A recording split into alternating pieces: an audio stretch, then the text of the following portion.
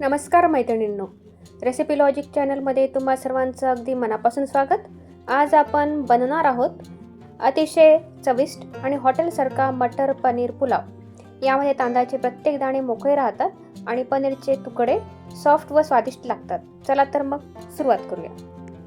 सर्वप्रथम 2 कप बासमती तांदूळ घ्या. तांदूळ 2-3 वेळा हलक्या हाताने धुवून घ्या जोपर्यंत पाणी स्वच्छ दिसत नाही. त्यानंतर 25 ते 30 मिनिटांसाठी भिजत ठेवा.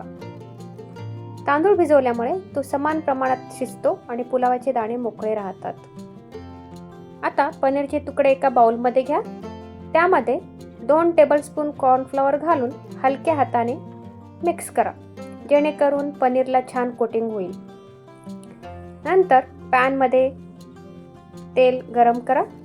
तेल मध्यम गरम झाल्यावर पनीरचे तुकडे घालून दोन्ही बाजूनी हलके सोनेरी रंग येईपर्यंत शॅलो फ्राय करा आणि नंतर बाजूला काढून ठेवा.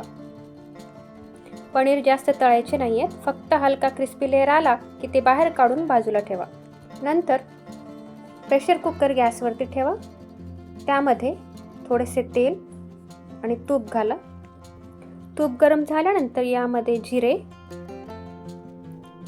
दालचिनी, काळी वेलची, हिरवी वेलची, लवंग, काळी मिरी आणि 2 तमालपत्र घालून परतून घ्या.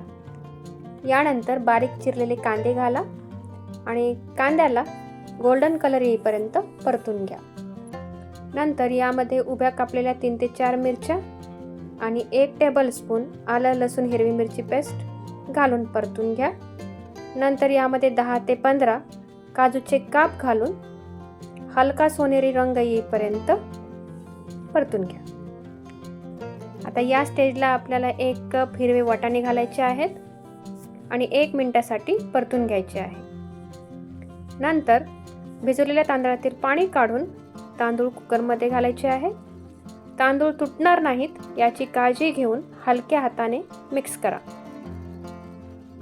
यानंतर येथे मी 2 कप तांदूळ घेतले होते, त्यानुसार आपल्याला 3.5 कप पाणी घालायचे आहे. आता येथे आपल्याला चवीनुसार मीठ, थोडासा लिंबाचा रस, कोथिंबीरीची पानं, पुदिन्याची पाने घालून मिक्स करून घ्यायचे आहे.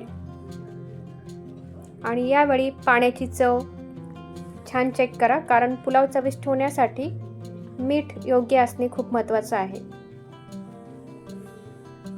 आता वरून फ्राय केलेले पनीरचे तुकडे ठेवा आणि कुकरचे झाकण लावून घ्या. मोठ्या आचेवर फक्त 1 शिट्टी होईपर्यंत पुलाव शिजवा. त्यानंतर गॅस बंद करा आणि कुकरची वाफ नैसर्गिकरित्या निघू द्या. कुकर उघडल्यानंतर चमच्याने किंवा स्पॅच्युलाने पुलाव हलक्या हाताने फुलवा. त्यामुळे अतिरिक्त वाफ निघून जाईल आणि तांदळाचे दाणे मोकळे राहतील. तर असा तयार झाला आपला सुगंधी, चविष्ट आणि हॉटेल स्टाईल मटर पनीर पुलाव. हा पुलाव रायता, सॅलड किंवा पापडासोबत सर्व करा. आजची रेसिपी लॉजिक टिप: पनीर आधी हलके फ्राय केल्यामुळे ते तुटत नाहीत, चव लॉक होते आणि प्रत्येक घासात पनीरचा स्वाद जाणवतो. तर पुन्हा भेटूयात चवीच्या नवीन प्रवासात एका नवीन आणि स्वादिष्ट रेसिपीसह. धन्यवाद.